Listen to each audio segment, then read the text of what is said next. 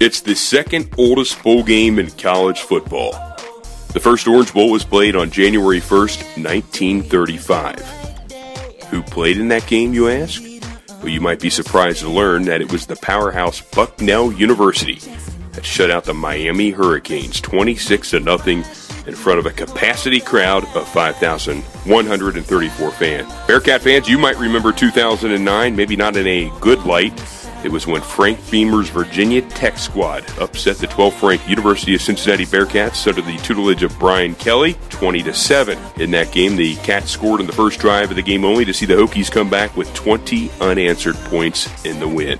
Just as popular as the storied history of this great bowl game is the pageantry of its halftime show. Often compared to its Super Bowl counterpart, the halftime performances of the Orange Bowl draw nearly as much attention as the game itself, with past performances including the Doobie Brothers, Train, Goo Goo Dolls, Kool and the Gang, and ZZ Top. 2013 halftime show had much to live up to, and boy did it ever.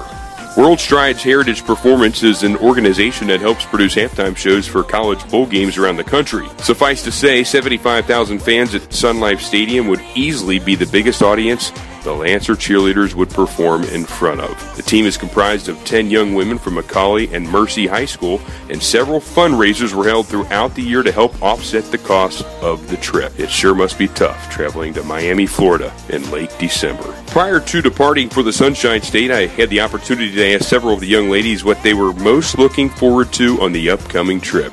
Comically, almost as if it was rehearsed, the answer in uniform was Jake Owen.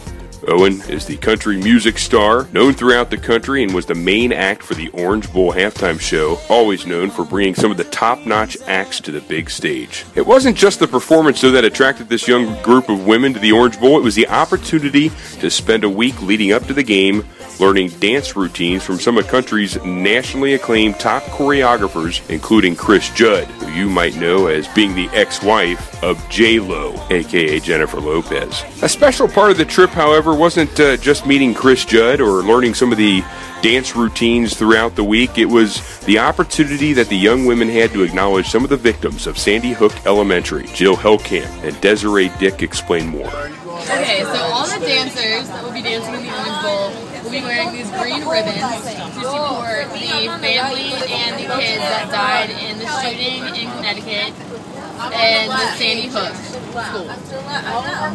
One of the dancers' families that are dancing with us in the Orange Bowl has been personally affected too. So it was their idea. Yeah.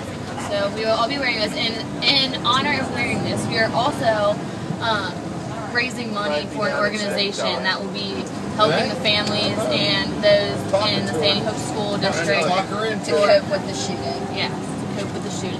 It certainly was a trip of a lifetime for a group of young women who spent countless hours giving the fans of Lancer Nation something to cheer about.